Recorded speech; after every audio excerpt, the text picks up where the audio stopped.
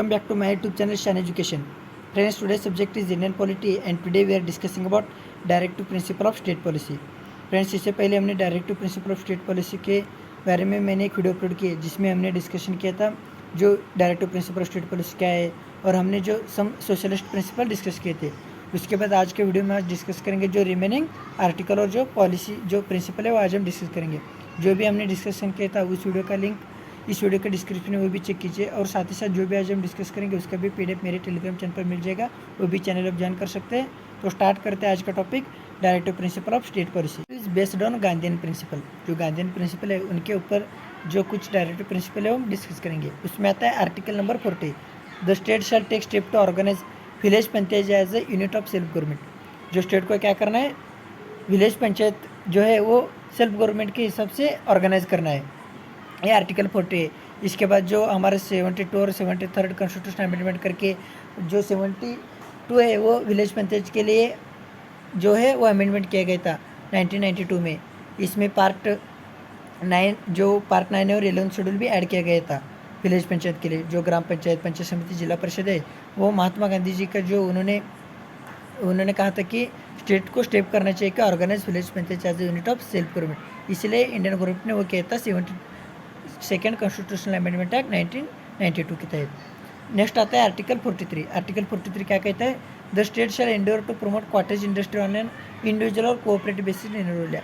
जो rural area में उसमें प्रमोट करना चाहिए कॉटेज इंडस्ट्री को ऑन इंडिविजुअल और कोऑपरेटिव बेसिस के तहत. नेक्स्ट है आर्टिकल 43P. वो क्या कहता है, to promote voluntary formation, autonomous functioning, democratic control and professional management of cooperative society. ये कोऑपरेटिव सोसाइटी को ऑर्गेनाइज करना था, वॉलंटरी फॉर्मेशन और डेमोक्रेटिक कंट्रोल होना चाहिए. ये भी ऐड किया गया था 97 कॉन्स्टिट्यूशन अमेंडमेंट एक्ट 2011 में, कोऑपरेटिव सोसाइटी. नेक्स्ट है आर्टिकल 46. आर्टिकल 46 क्या कहता है, the state shell promote education and economic interest of the weaker section of the people, particular that of the schedule caste, schedule tribe and other weaker section. जो schedule caste और schedule tribe weaker section लोग थे उनको education का जो है उनको बढ़ावा देना, उसके लिए कुछ ज़्यादा से ज़्यादा उनको सहूलत देना. जो शेड्यूल कास्ट बच्चे और शेड्यूल ट्राइब की जो उनको एजुकेशन और इकोनॉमिक इंटरेस्ट ध्यान में रखते हुए. ये रहा आर्टिकल 46. नेक्स्ट है article 47, the state shall take a step to improve public health and prohibit consumption of intoxicating drinks and drugs that injures to health. State को क्या करना चाहिए, पब्लिक हेल्थ को इम्प्रूव करना चाहिए और जो ड्रिंक्स और ड्रग्स है जो हमारी हेल्थ के लिए इंजर्स है उनको प्रोहिबिट करना. ये है आर्टिकल 47. नेक्स्ट है article 48, to prohibit the slaughter of cows and other milk and draught cattle and to improve their breeds. क्या करने, जो गाय का कत्ल खाना करते हैं उसको रोकना है और हमारे इंडिजिनस ब्रीड है उनको इम्प्रूव करना है. ये आर्टिकल 48.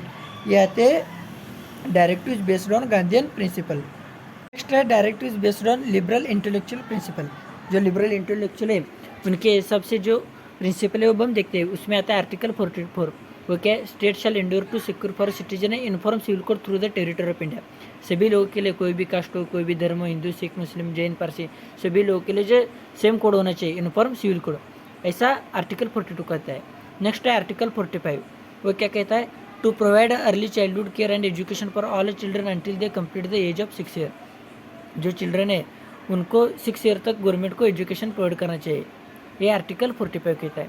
नेक्स्ट है article 48, to organize the agriculture and animal husbandry on a modern and scientific line. जो एग्रीकल्चर है और जो एनिमल हस्बेंड्री है वो ऑर्गेनाइज करना on a modern and scientific lines.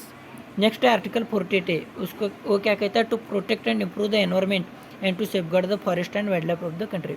इसमें एनवायरमेंट का प्रोटेक्ट करना, फॉरेस्ट और वाइल्ड लाइफ अब जो कंट्री है उसको प्रोटेक्ट और इम्प्रूव करना. ये आता है आर्टिकल 48A में. नेक्स्ट है आर्टिकल 49. ये क्या कहता है, the state shell protect every monument और प्लेस ऑफ आर्टिस्ट और हिस्टोरिक इंटरेस्ट. जो हिस्टोरिकल हमारी बिल्डिंग है, जो मोनूमेंट्स है, प्लेस ऑफ आर्टिस्टिक है, उनको प्रोटेक्ट करना ये स्टेट का जिम्मेदार है. नेक्स्ट है article 50, the state shall take step to separate judiciary from executive and public service of the state.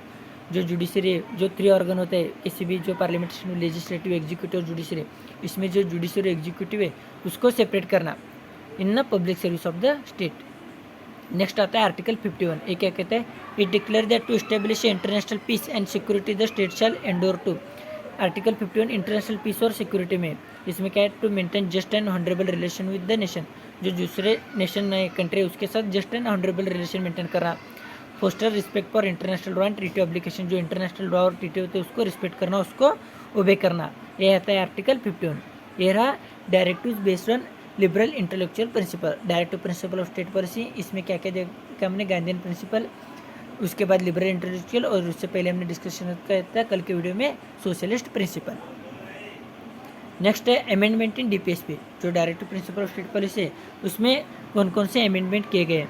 पहले अमेंडमेंट किया गया था 42nd कॉन्स्टिट्यूशनल अमेंडमेंट एक्ट 1976। इसमें सर्टन चेंजेस किए थे पार्ट 4 ऑफ डीपीएस में। इसमें कुछ आर्टिकल ऐड किया था। आर्टिकल 39 है to provide a free legal aid to the poor, जो पुअर है उसको फ्री लीगल एड करना।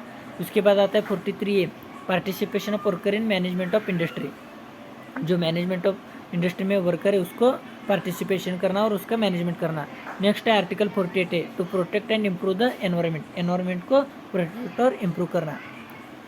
और उसके बाद 44th कॉन्स्टिट्यूशन अमेंडमेंट करके कुछ ऐड किए गए थे। इसमें 38 में ऐड किए गए थे state in particular shall strive to minimize the economic inequality in income and eliminate inequality in status, facility and opportunity not amongst the individual but also amongst the group.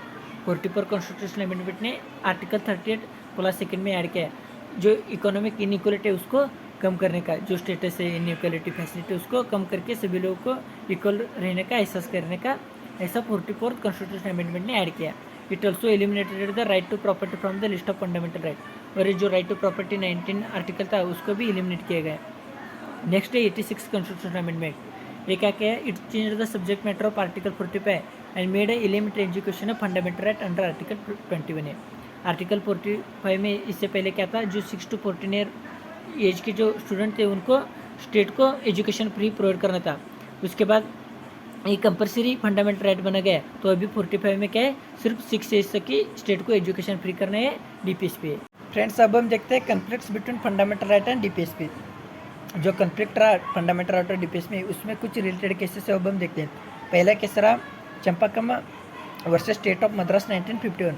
इस case में क्या हुआ, supreme court ने कहा कि in any case of conflict between fundamental right and directive principle the former would prevail.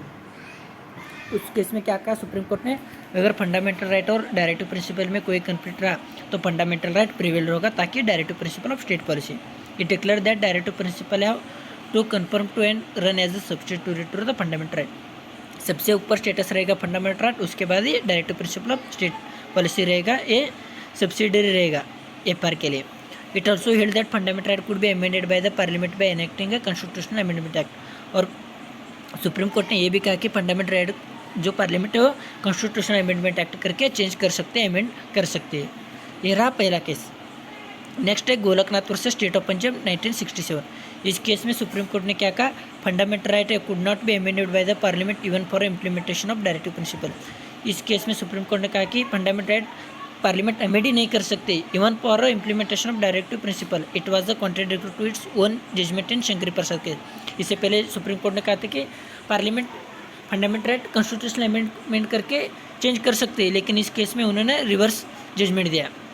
इसके बाद आते हैं बहुत important case, Kesavananda Bharati versus state of Kerala. In the case supreme court overruled this Golaknath case and declare parliament can amend any part of a constitute but it can not alter its basic structure. इस case में supreme court ने कहा कि parliament है वो constitutional amendment करके fundamental right को change कर सकते हैं, लेकिन इन्होंने पहली बार बेसिक स्ट्रक्चर ऑफ कॉन्स्टिट्यूशन लाया। बेसिक स्ट्रक्चर ऑफ कॉन्स्टिट्यूशन पहली बार केशवानंद भारती में दिया। उन्होंने कहा कि अगर कोई भी चेंजेस करना है पार्लियामेंट को, वो बेसिक स्ट्रक्चर को चेंज नहीं कर सकते, उसको छोड़कर सभी पार्ट चेंज कर सकते हैं। नेक्स्ट केस आता है mineral mills versus union of India 1980। In this case supreme court retired the parliament can amend any part of the constitute but it can not change the basic structure of constitution. इसमें भी उन्होंने ये कहा कि parliament कोई भी change कर सकती है कॉन्स्टिट्यूशन को, सिवाय बेसिक स्ट्रक्चर ऑफ कॉन्स्टिट्यूशन। तो आज हमने डिस्कशन किया डायरेक्टिव प्रिंसिपल, उसके आर्टिकल और कब अमेंडमेंट किया गया और कुछ important cases. Thank you friends, please subscribe shine education.